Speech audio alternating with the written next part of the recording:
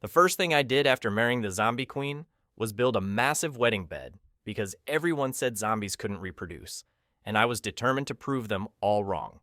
What they didn't know was that my wife, Lilith, wasn't just any ordinary zombie, but the most powerful undead ruler in existence, and I had the special ability to purify corruption with my touch. Originally, I was just a regular college student studying biology, but everything changed when the zombie apocalypse began, and I discovered my unique gift could not only heal the infected, but also restore their humanity. When I first met Lilith, she was sitting on her throne in the abandoned cathedral, bone commanding millions of undead. But the moment our eyes met, I knew she was different from the mindless hordes that roam the wasteland. I still remember that fateful day when I stumbled into her territory while searching for medical supplies for the survivor camp. The other survivors had warned me about the zombie queen's domain, telling terrifying stories about how she would turn intruders into her eternal servants, but I was desperate because my little sister was dying from a fever and only the rare antibiotics in that area could save her. When I finally reached the cathedral doors, I expected to be torn apart by countless zombies, but instead, I found myself face to face with the most beautiful woman I had ever seen, despite her pale skin and glowing red eyes. Lilith looked at me with curiosity rather than hunger, which was already strange for a zombie. But what shocked more was when she even spoke in perfect English, asking me why I wasn't afraid. I explained my situation about my dying sister, and how I needed the medicine, even if it meant sacrificing my life, and something in her expression softened as if she remembered what it felt like to care for someone. She told me that she had been alone for so long that she had forgotten what human compassion looked like, and my willingness to risk everything for family reminded her of who she used to be before the infection. That's when I made the most impulsive decision of my life and reached out to touch her hand. The moment our skin made contact, a brilliant golden light erupted from where we touched, and I could see the corruption in her body fighting against my purification ability. Instead of being cleansed completely like other zombies, she remained undead, but gained something she had lost long ago, which was her complete human consciousness and emotions.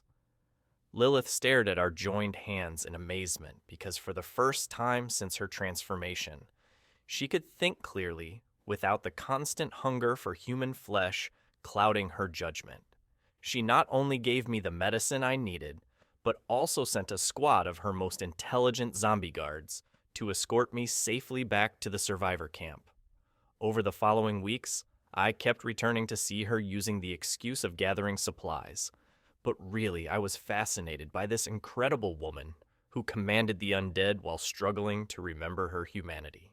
We would spend hours talking about everything from her memories of the world before the apocalypse to my dreams of finding a cure that could save everyone without destroying who they had become. The other survivors thought I had lost my mind when I told them about the zombie queen, who could hold conversations and showed mercy to humans, but I knew they wouldn't understand the connection I felt with Lilith.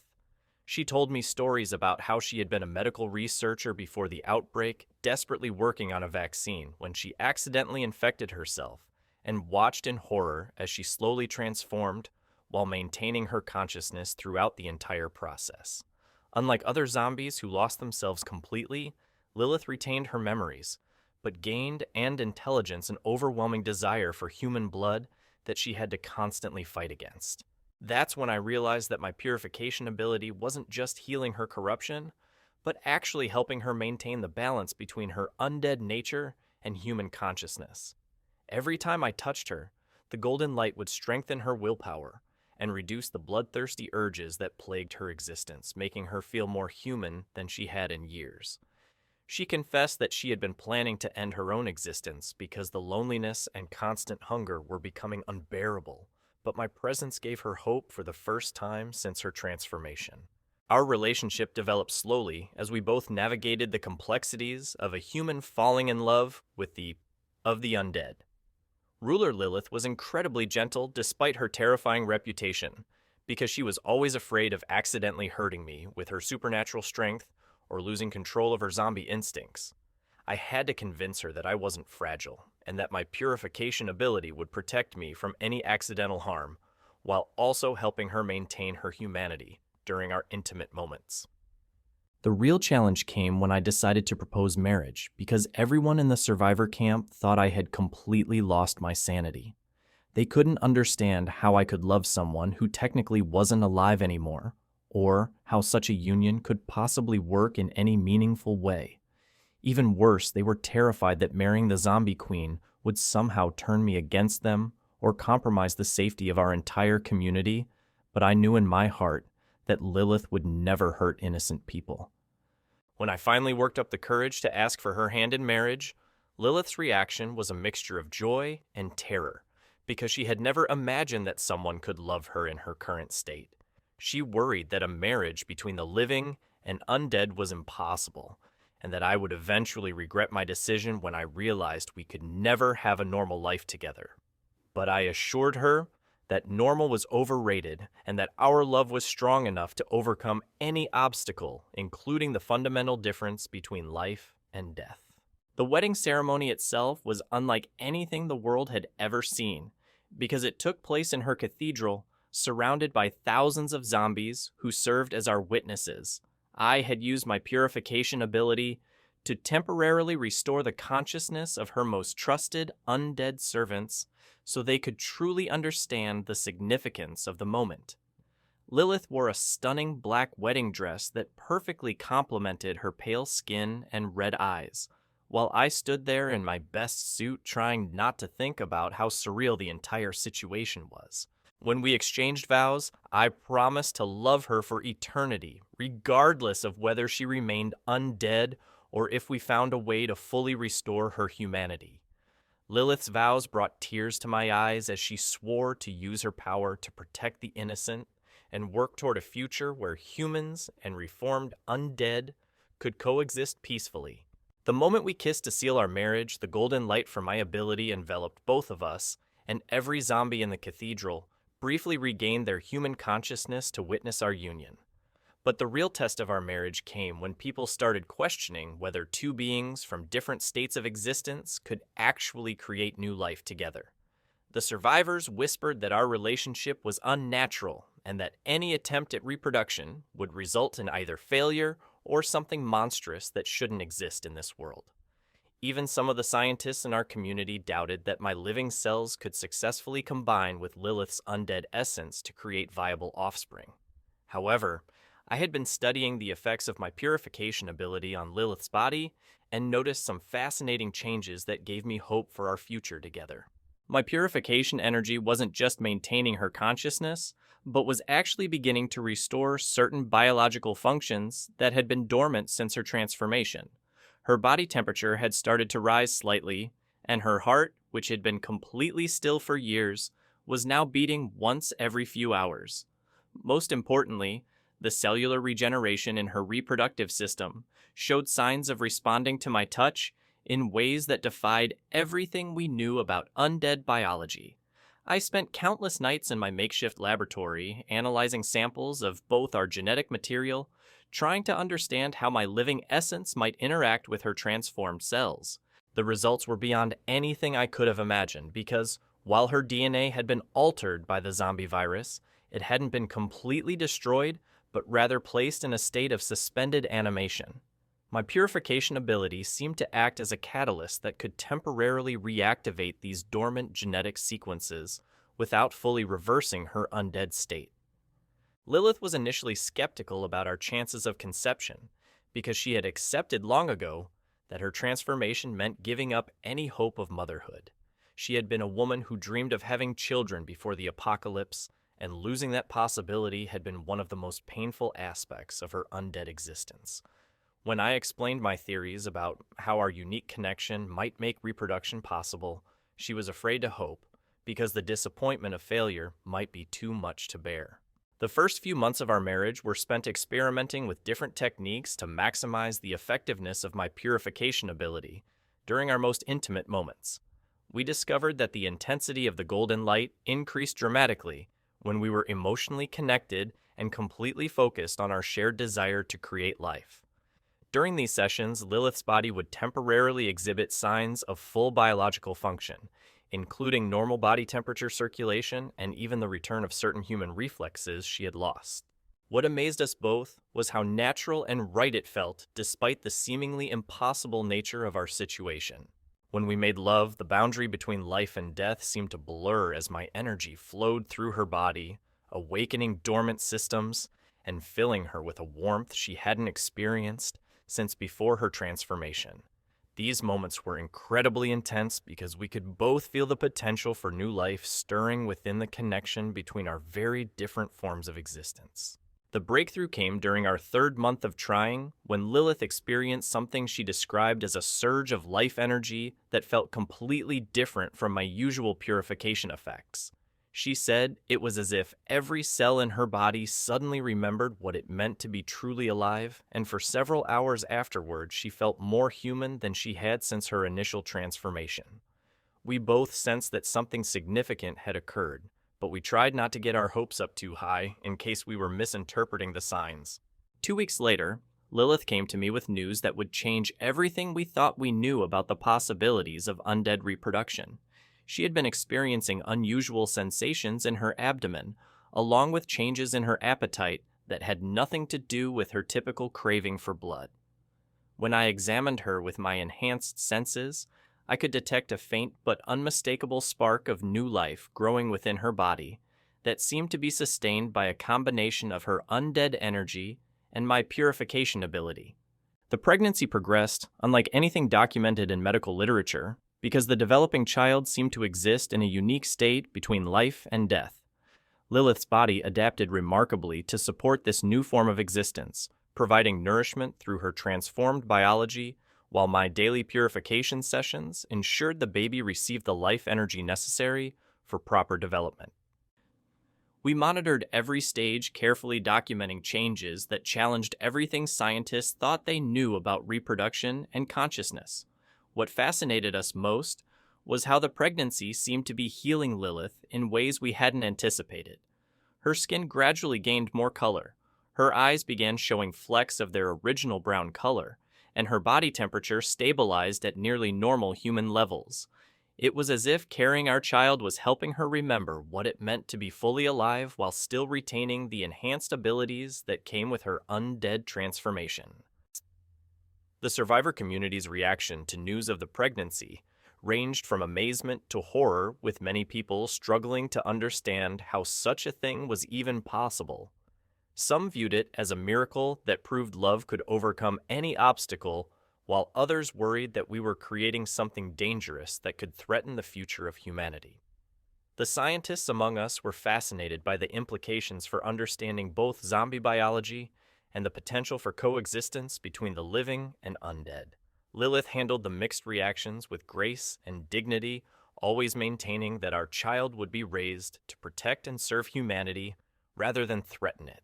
She used her influence over the undead population to establish new protocols for peaceful interaction with human settlements, and began training reformed zombies to serve as guardians rather than predators. Her transformation from feared zombie queen to protective mother figure inspired hope throughout the survivor network that a better future might actually be possible. As her pregnancy progressed, we began preparing for challenges that no other parents had ever faced, because we had no idea what to expect from a child born of such unique circumstances. Would our baby be fully human living, or would they inherit some of Lilith's undead characteristics? And how would we help them navigate a world that might not accept their unusual heritage? These questions kept us awake at night, but we remained committed to providing our child with all the love and guidance they would need to thrive. The physical preparations were just as complex as the emotional ones, because we had to create a nursery that could accommodate a baby whose needs might be completely different from those of normal human INFD medicalants. We gather supplies from both human and zombie territories, consulting with the few remaining doctors who were willing to help us prepare for this unprecedented birth.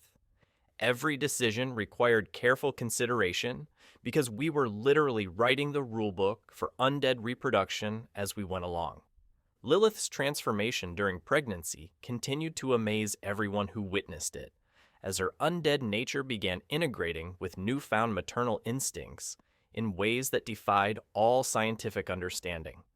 Her enhanced senses allowed her to detect potential threats from miles away, while her supernatural strength meant she could protect our growing family from any danger that might emerge from the wasteland.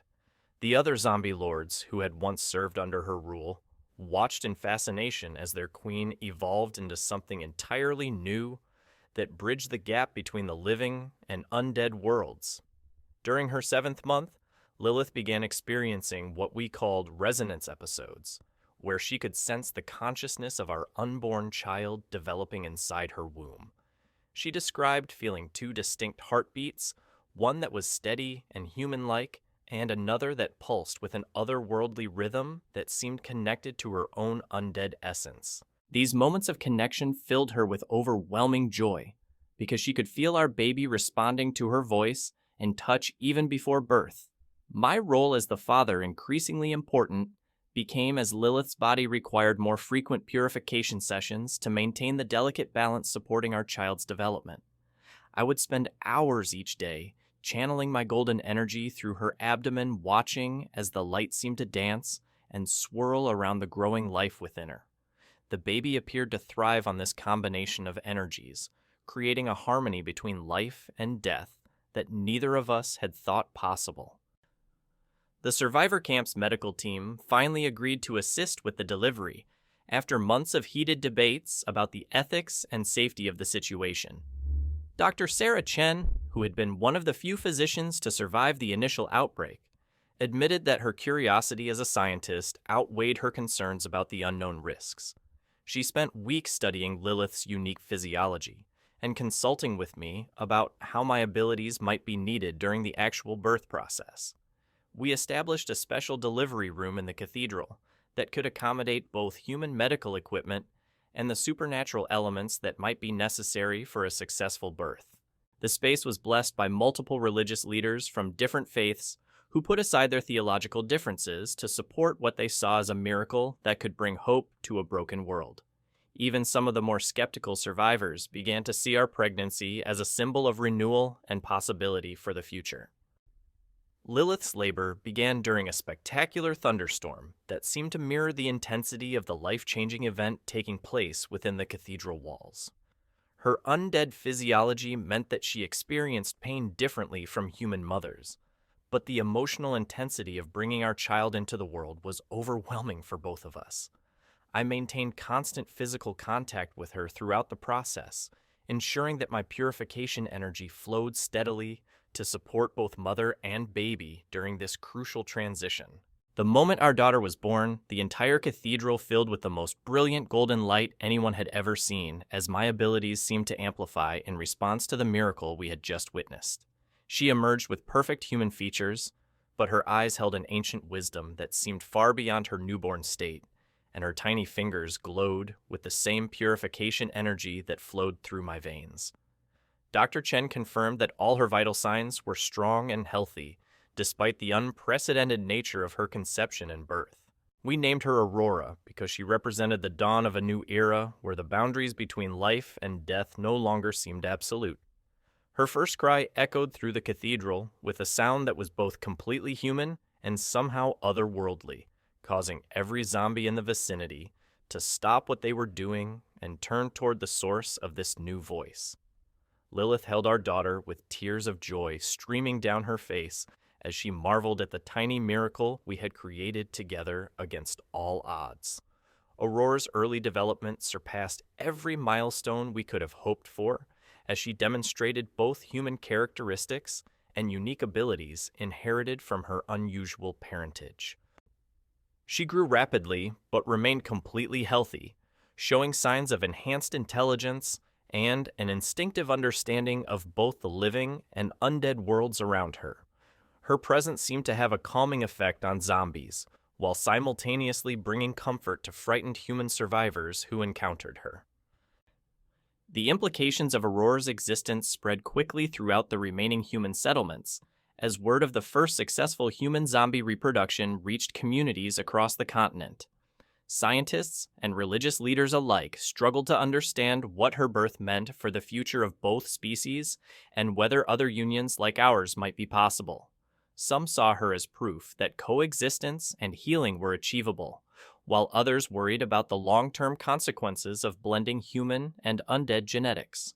Lilith embraced motherhood with the same intensity she had once brought to ruling her undead kingdom, but now her focus was entirely devoted to nurturing and protecting our growing family.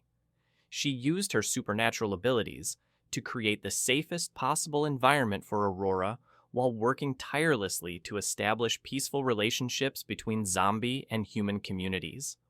Her transformation from feared queen to devoted mother inspired other undead beings to seek redemption and purpose beyond their basic survival instincts. As Aurora grew older, it became clear that she possessed remarkable gifts that combined the best aspects of both her parents' natures. She could communicate telepathically with zombies while maintaining complete human empathy and reasoning, and her touch seemed to carry a weaker version of my purification ability that could calm aggressive undead without fully transforming them. These unique talents made her a natural bridge between the two worlds that had been locked in conflict since the apocalypse began. The success of our unconventional family unit began attracting other mixed couples who had been hiding their relationships out of fear and shame. Humans who had fallen in love with reformed zombies and undead beings who retained enough consciousness to form emotional bonds started seeking us out for guidance and support. We found ourselves becoming inadvertent leaders of a growing movement that challenged everything society thought it knew about love, consciousness, and the possibility of redemption. Our home became a sanctuary where beings from both sides of the life-death divide could come together in peace and understanding. Lilith established schools where zombie children who retained their consciousness could learn alongside human youngsters, while I developed new applications of my purification abilities to help other mixed families achieve successful reproduction. The cathedral that had once been a fortress of fear transformed into a beacon of hope that attracted visitors from across the known world. Aurora's second birthday celebration brought together the largest gathering of humans and reformed undead that anyone could remember, as hundreds of individuals from both communities came to honor the child who represented their shared future. She moved effortlessly between groups, speaking in ways that each could understand and demonstrating the kind of natural leadership that suggested she might one day unite the fractured world under a new vision of coexistence and mutual respect. The challenges we faced as an unconventional family were significant, but they paled in comparison to the joy and hope that Aurora brought into our lives and the lives of everyone who met her.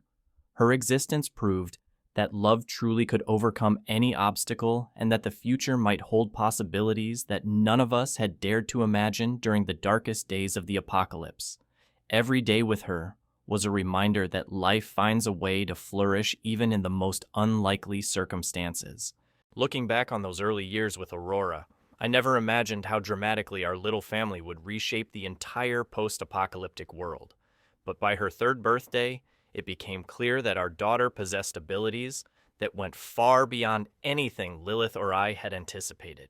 She could not only communicate with both humans and zombies, but actually seemed to understand the deepest fears and desires of every being she encountered, offering comfort and guidance with a wisdom that defied her young age.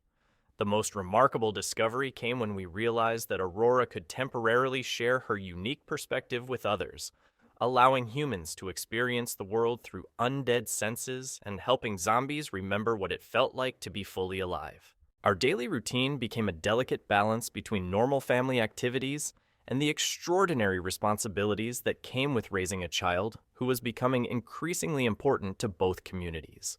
Mornings typically started with Aurora practicing her communication skills, switching effortlessly between human speech and the complex combination of gestures and telepathic signals that zombies use to express themselves. Lilith would spend hours teaching her about the history and culture of the undead, while I focused on helping her understand human emotions and social structures that might seem foreign to someone with her mixed heritage. The most challenging aspect of parenting Aurora was helping her navigate the intense reactions she generated wherever we traveled throughout the survivor territories. Some humans viewed her as a messiah figure who could bring salvation to their war-torn world, while others saw her as an abomination that threatened the natural order of existence. Similarly, the zombie population was divided between those who revered her as proof that their kind could evolve beyond mindless hunger, and those who feared that her influence might weaken their supernatural abilities and leave them vulnerable to human attacks.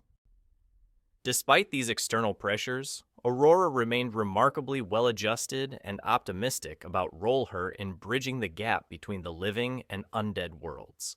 She would often tell us about her dreams, where she saw vast cities together. Todd zombies work rebuild, where humans and reformed civilization into something better than what existed before the apocalypse. Her childlike enthusiasm for this impossible vision gradually began influencing our own perspectives and inspiring us to work toward making her dreams a reality rather than simply surviving in the present moment. The scientific community finally acknowledged that Aurora represented a genuine evolutionary leap rather than just a miraculous anomaly when she demonstrated the ability to accelerate healing in both humans and zombies through focused concentration. Unlike my purification ability, which required physical contact and significant energy expenditure, Aurora could simply look at an injured person and somehow guide their body's natural healing processes to work more efficiently. This gift made her invaluable during medical emergencies, but also increased the pressure from various factions who wanted to use her abilities for their own purposes. Lilith's protective instincts intensified as more people learned about Aurora's capabilities and began making increasingly bold attempts to gain access to our family. She established a network of reformed zombie guardians who could detect threats from miles away, while I worked on developing new applications of my purification ability that could create protective barriers around our home and the growing community of mixed families that had gathered around us. The cathedral became a fortress of hope, surrounded by individuals who had chosen love over fear, despite the dangers that choice entailed. Our relationship as a married couple continued evolving as we adapted to the unique challenges of raising a child who was literally one of a kind in the entire world. Lilith sometimes struggled with feeling inadequate as a mother, because she had no maternal role models from her own undead experience to guide her decisions. I faced my own insecurities about whether my human perspective could provide Aurora with the understanding she needed to navigate her complex dual nature without losing sight of either side of her heritage. The breakthrough in our parenting approach came when we realized that Aurora thrived most when we stopped trying to fit her into existing categories and instead allowed her to define her own identity through exploration and experimentation. We created opportunities for her to interact with both human children and young zombies who retained their consciousness while ensuring that she understood the responsibilities that came with her unique abilities. This balanced approach helped her develop confidence in herself while maintaining empathy for those who might never understand her true nature. So there you have it, folks. The incredible journey of how I married a zombie queen and proved that love really can conquer death itself, creating the first human-zombie hybrid child who became a beacon of hope for both our fractured worlds. Aurora's existence shattered every scientific theory about reproduction and consciousness while demonstrating that the future doesn't have to be defined by the conflicts of the past. If you enjoyed this wild ride through our unconventional family story, smash that like button and subscribe for more impossible love stories that challenge everything you thought you knew about life and death.